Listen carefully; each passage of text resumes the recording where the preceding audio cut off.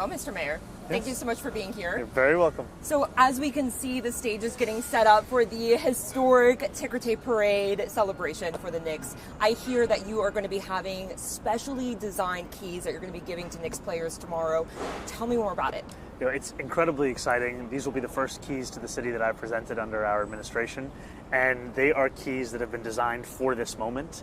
They carry the typography of the greatest living typographist in New York City, who helped to design not only what's being used at the 9/11 memorial, but also what is the use of the NYU font, NYCFC. So much of what we know of as the city is going to be carried through in that key, and we're incredibly excited to present it to the players. Now, there will be heightened security at the parade, and I think most people celebrating the Knicks on Saturday celebrated in a respectful, joyous manner, but there were people who didn't, and there was some violence on Saturday night, more than 60 arrests just from the Knicks celebration, and I think that kind of gets lost a little bit in the conversation because it's not just all the arrests on Saturday night across the 5 boroughs, it's just to do with the Knicks celebration.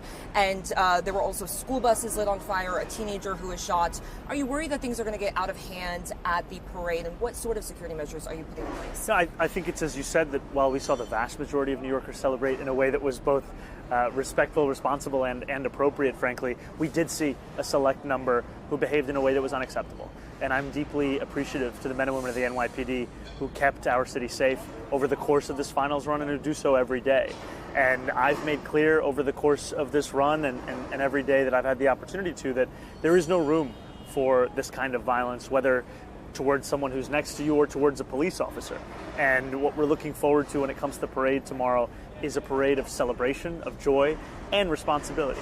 And I am confident that will be the case. The parade will begin at 10 a.m. However, when I've told anyone that it begins at 10 a.m., they tell me they're going to be there at 5 a.m. And I understand that because everyone's been waiting a long time. The viewing pens will open at 6 a.m. And we're reminding every New Yorker that there's going to be screening, there's going to be safety and security procedures, so we advise everyone, do not bring a bag. Make sure that you are coming and you are ready to go through that process and then to be there to celebrate the parade. Now, as you know, Madison Square Garden owner James Dolan canceled the Knicks Game 4 watch party outside MSG last week.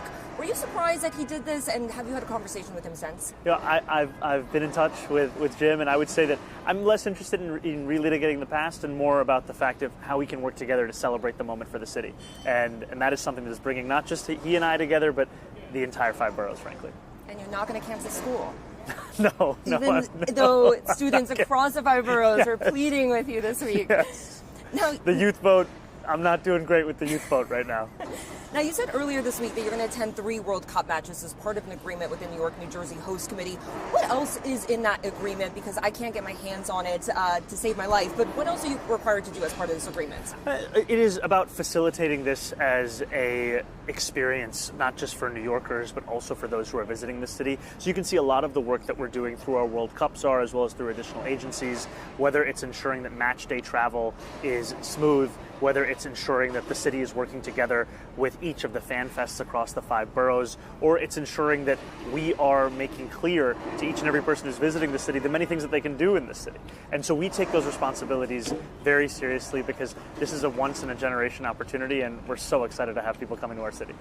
Is there anything else that the host committee is requiring you to do as part of this agreement? I think that about covers it. And I would also just say that when it comes to this tournament, it's less of something that I view as a responsibility or a burden. It's more as an opportunity. And this is the opportunity of a lifetime. And it's not just for those visiting our city for the first time, also for New Yorkers. You know, many of us, we grow up and we have a very specific understanding of our city.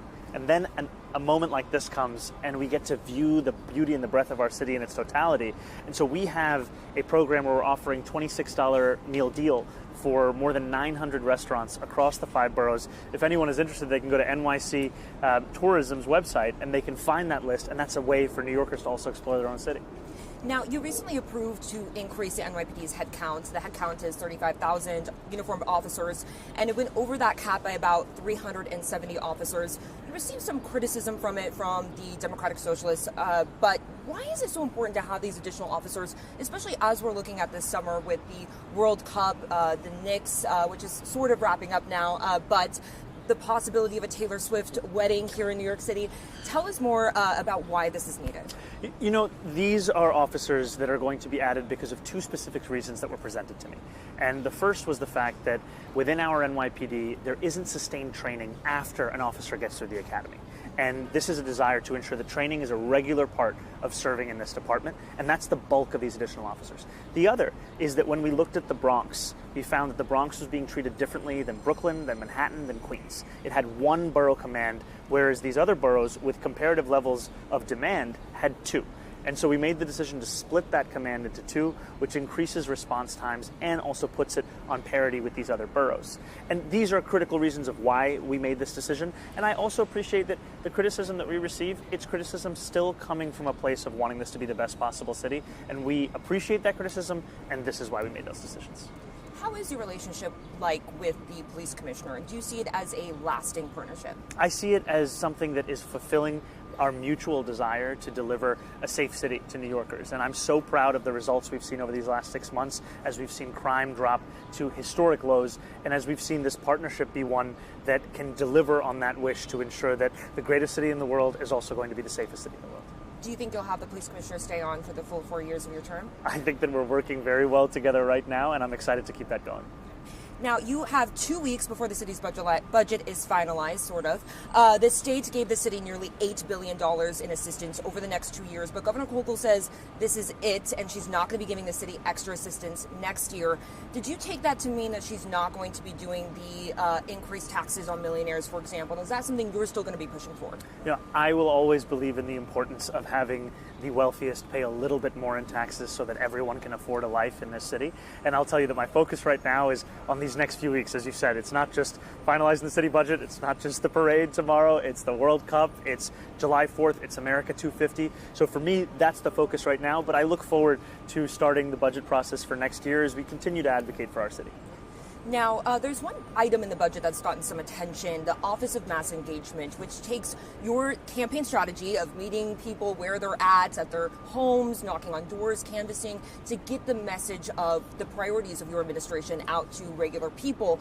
But it has drawn some ethical concerns, and this office was supposed to have a budget of about $5 million, and now that's grown to about more than $50 million.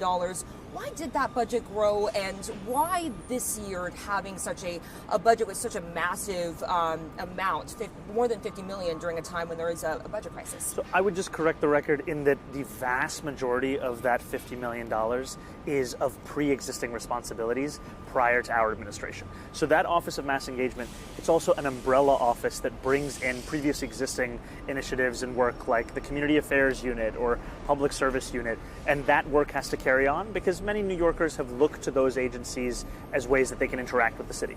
In terms of what's new, we're talking about a much smaller percentage of that amount of money, and to your point, it's not just of sharing what the administration is doing, we want New Yorkers to be a part of that work. So we recently had the final hearing of the Rent Guidelines Board. As you know, the Rent Guidelines Board determines the rent increase or lack thereof for more than 2 million New Yorkers. Yet last year, less than 1,000 New Yorkers, I think it was maybe 400 or 500, testified. The percentage of those who are impacted versus those who are involved is minuscule.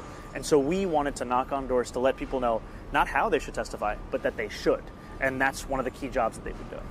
Now, next week, the Rent Guidelines Board will be deciding whether or not to implement a rent freeze. But according to the board's own numbers, the 2026 Rent Guidelines Board price index, the total cost of maintaining a building has gone up by 5.3%. Do you think it's fair to landlords right now to freeze a rent? And if they do freeze a rent, will you be helping or finding ways to help landlords who maybe can't afford to repairs? Well, I think first, the Rent Guidelines Board is an independent board, and they'll make their independent decision. I've been clear that, I do believe that tenants deserve relief. And also that my belief in tackling the cost of living crisis is true for everyone. And so when I've spoken to landlords, especially of affordable housing, they've told me that one of the costs that has skyrocketed in recent years has been that of their insurance. And one of the decisions we made in our executive budget was to invest more than $100 million in the next few years on creating a city-backed insurance fund that could decrease those costs for these kinds of landlords so that they can actually do the work of maintaining ownership of these buildings and the quality of habitation for those who are its tenants. And when it comes to the board, they've found that, as you said, on the costs, they've also found that revenues have increased for landlords, and I think they're balancing all of this as well as the testimonies. Now, next Tuesday is also the primary, and you've endorsed 3 congressional candidates, Brad Lander, Claire Valdez, and Liza Villa Chevalier. But Chevalier has come under fire for past comments that she's made, calling to abolish the police, criticizing the military, calling President Obama evil, calling President Biden a rapist and a war criminal. She used profane language when describing other top Democrats. She criticized interracial relationships, and she even took aim at Senator Bernie Sanders for, quote, liberal Zionism. Sanders is throwing a rally for Chevalier tomorrow that you'll be attending.